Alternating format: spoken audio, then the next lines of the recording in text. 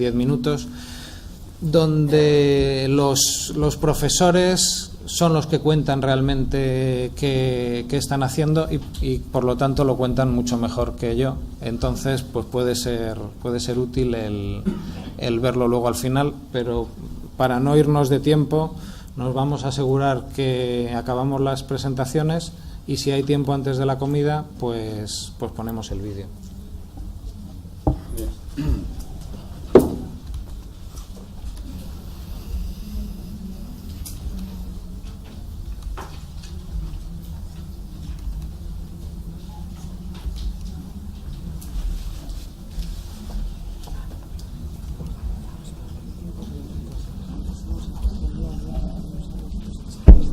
Buenos días. Bien, pues los profesores empiezan a hablar. Yo soy un profesor, como los que estáis ahí, o la mayoría de los que estáis presentes en la sala.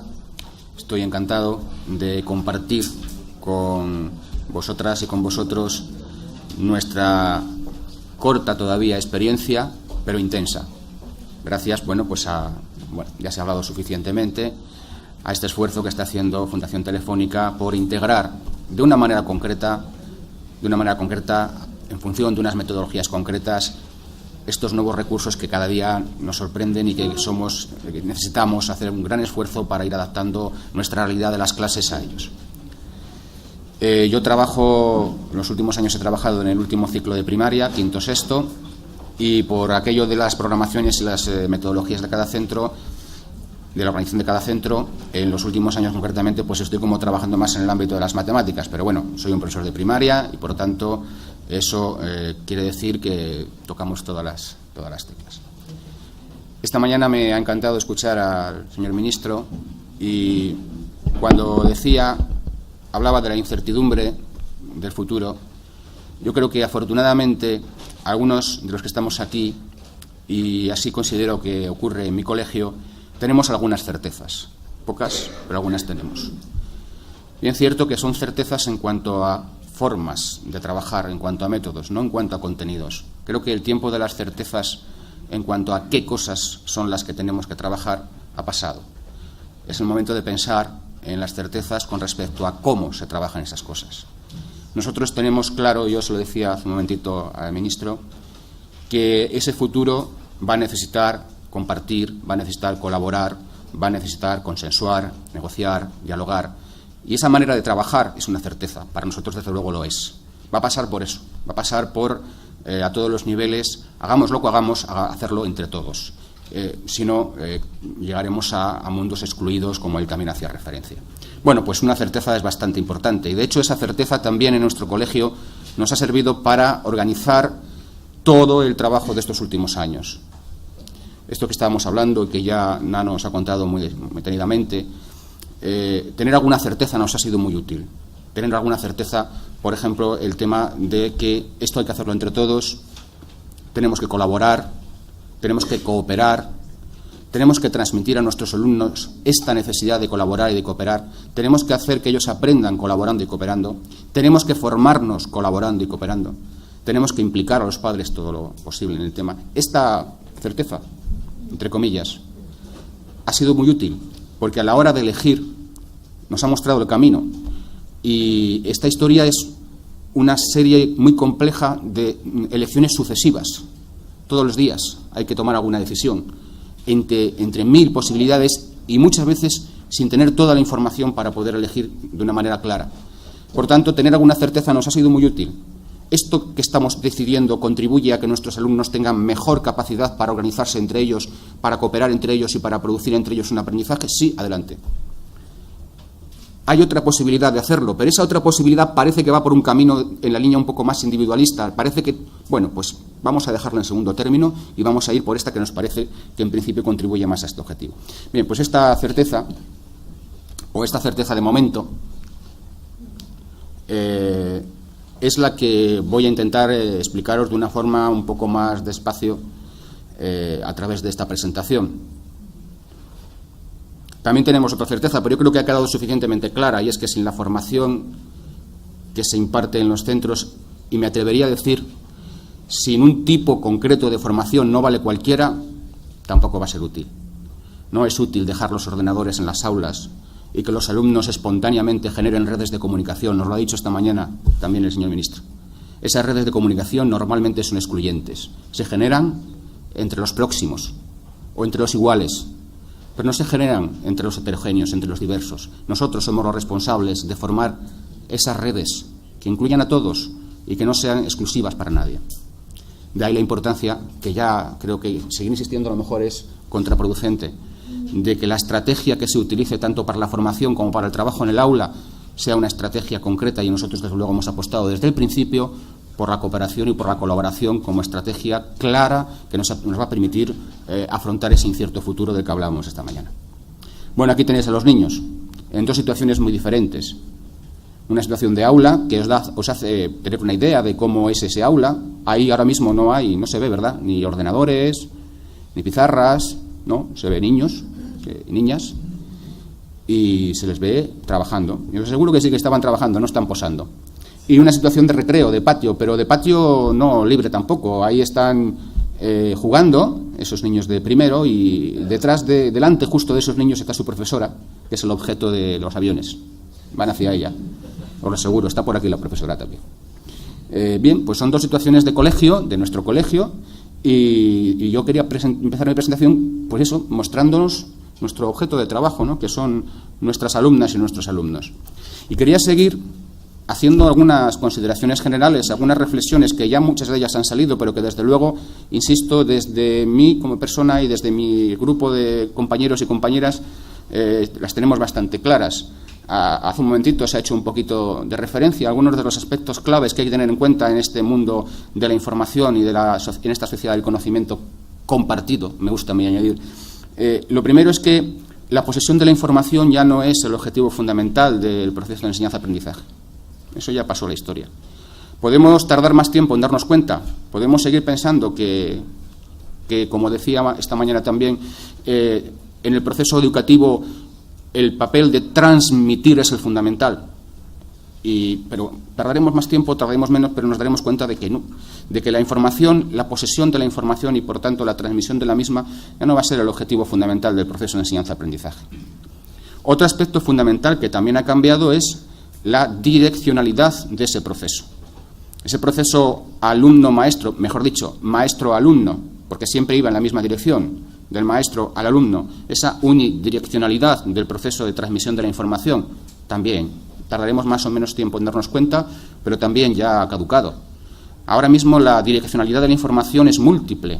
Ya no solo es maestro-alumno, también es alumno-maestro. Nuestros alumnos saben más que nosotros en muchas cosas, muchas veces más cercanas a su vida y, por tanto, más útiles que las que nosotros hemos aprendido en las escuelas de formación. Y además de ser bidireccionales, hay múltiples flocos de información. Ya no son los libros, ya no es el profesor. Tenemos unas ventanas en las clases que las abrimos y accedemos a lo que queramos, casi con el mismo nivel de poderío que el investigador más preparado y más experto que va buscando para su tesis doctoral última.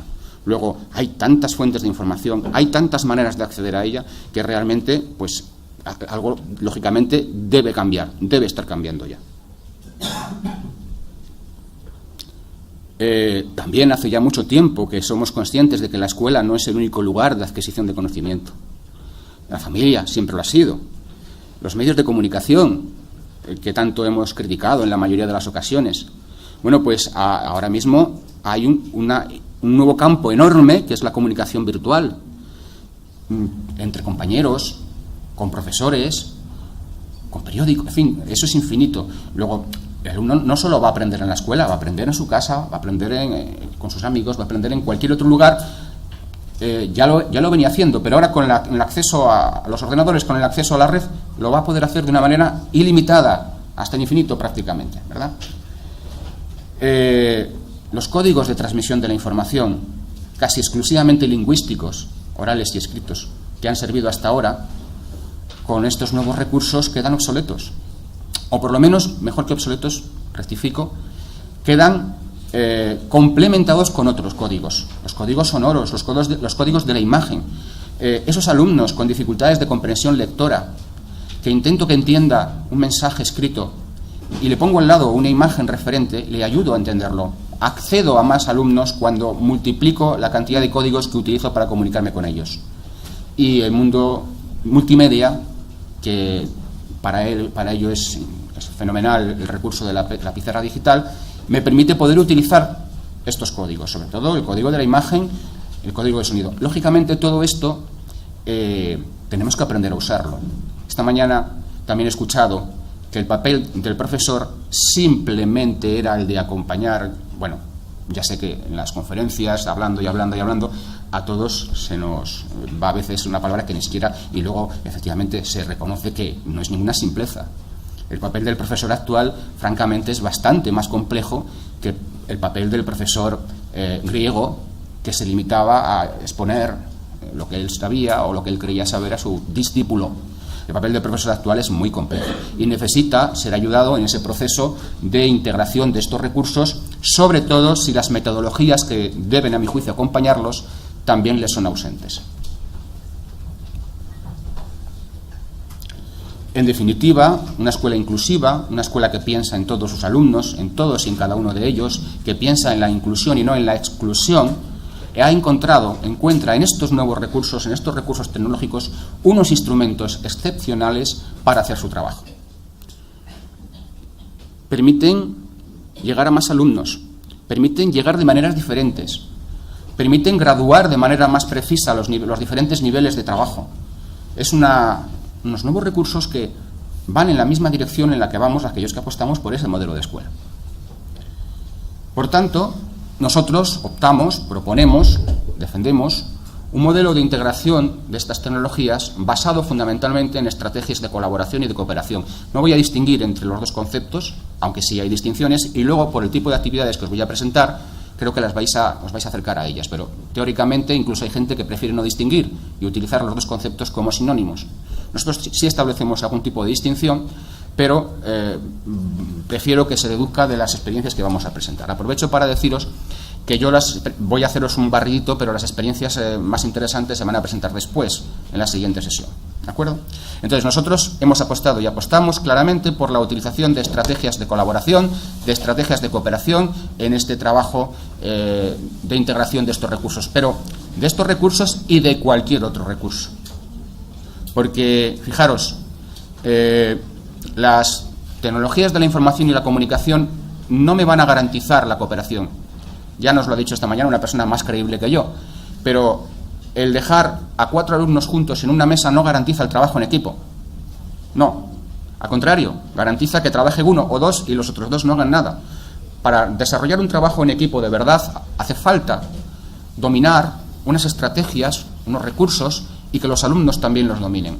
Y eso me da igual que estén trabajando con el libro de texto y con su cuaderno de apuntes, que mis alumnos lo hacen, o que además tengan un tablet o un ordenador en el aula o una pizarra digital. Es decir, las TIC, como cualquier otro recurso que estemos utilizando, pueden incluso potenciar el trabajo individual, si así lo establezco como oportuno, e incluso el trabajo competitivo, si a mí me parece el mejor. Nosotros, desde luego, no estamos por ese camino, pero, bueno, yo como nano respeto otras opciones que se adapten al contexto en el que estén. Pueden perfectamente dirigirse en las dos direcciones. Ejemplo de la imagen para hacer eso que dicen de utilizar los multimedia. Un aula de informática, un aula de este tipo, para nada está concebida para ser utilizada más que de una forma, en el mejor de los casos como trabajo individual e incluso como trabajo competitivo. Modelo aula de informática, bueno, inicio de los primeros tiempos del trabajo informático en la mayoría de los centros. Nosotros tenemos una aula de informática y la utilizamos. ¿Cuándo? Cuando nos parece oportuno en función de nuestros objetivos metodológicos. Modelo rincón del ordenador, modelo completamente distinto, en el que ya no hay, en principio, un esfuerzo por destacar ante los compañeros, un esfuerzo individual, o por competir con los compañeros, no. Hay una unión de fuerzas para algo, un juego, una búsqueda de información. Bueno, nosotros este es uno de los modelos que más utilizamos en todas nuestras clases. Tenemos un ordenador y en todas nuestras clases nuestros alumnos en algún momento concreto acuden a él para el objetivo que hayamos establecido. Pero el modelo que más se usa en nuestro centro es este. Modelo trabajo en equipo heterogéneo, equipo cooperativo, en el que normalmente no tiene cada uno su tablet, Normalmente no. Cuando eso ocurre, a veces incluso preferimos ir al aula de informática porque es más cómodo, sino que normalmente tendrán un tablet o dos, o los que estimemos oportunos, en función de la actividad que se esté desarrollando. Luego, en la experiencia concreta, os explicaré un poquito más esta que estáis viendo, que es un trabajo de geometría en matemáticas. Pero ahí veis, son equipos de 4 personas, heterogéneos, y tienen un objetivo común, tienen unas actividades comunes, tienen unas responsabilidades individuales, están cumpliendo con unas estrategias metodológicas que responden a una metodología de cooperación. Efectivamente, no es lo mismo un alumno salir a la pizarra a explicar su lección, incluso a poner su presentación, que también es muy interesante, cuando lo que sale es un equipo a juzgar el trabajo de otro compañero, como es el caso. Están evaluando el trabajo que ha realizado otro compañero, y lo están evaluando con unos criterios y sabiendo que son responsables de lo que están haciendo. En definitiva, la metodología debe marcar los recursos que utilicemos, cómo los utilicemos, sean tecnológicos o sean los recursos que sean, da igual, porque en el fondo, ya lo han dicho esta mañana, desde la integración de los libros, la primera gran revolución, hasta esta en la que estamos viviendo, que parece, como decíamos, efectivamente aún más impactante, el recurso tiene que estar en función de la estrategia de trabajo. También es cierto que la incorporación de algunos recursos genera dinámicas de desequilibrio que son ideales para establecer nuevas estrategias de funcionamiento. El meter en la clase algo raro, algo que nunca ha entrado, es una ocasión ideal para generar un desequilibrio del cual se crea algo diferente o algo nuevo, ¿no? Las TIC favorecen la interdependencia, que es una clave para el aprendizaje cooperativo, posibilitan diversificar el trabajo, permiten la igualdad de oportunidades, siempre que exijamos a cada alumno, no a todos igual, sino a cada alumno en función de su punto de partida. Ese es un error que cometimos a veces.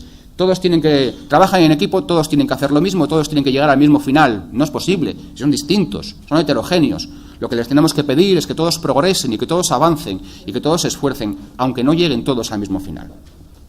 Y mejoran la comunicación, eso es evidente, ¿vale? Las actividades que hemos realizado en el centro, todas han intentado tener presente esta estrategia de trabajo.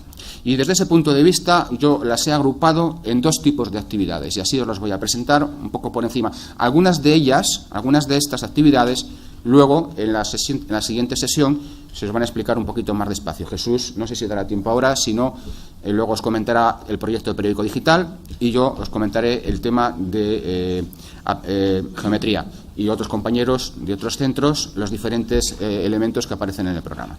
Pero sí, en nuestro colegio, desde el primer momento hemos visto que hay como 2 posibilidades, como 2 formas de agrupar, a modo de explicar, porque luego es verdad que se mezcla todo un poco, las actividades que hemos estado desarrollando, ya sí con integración de tecnologías nuevas, ¿verdad?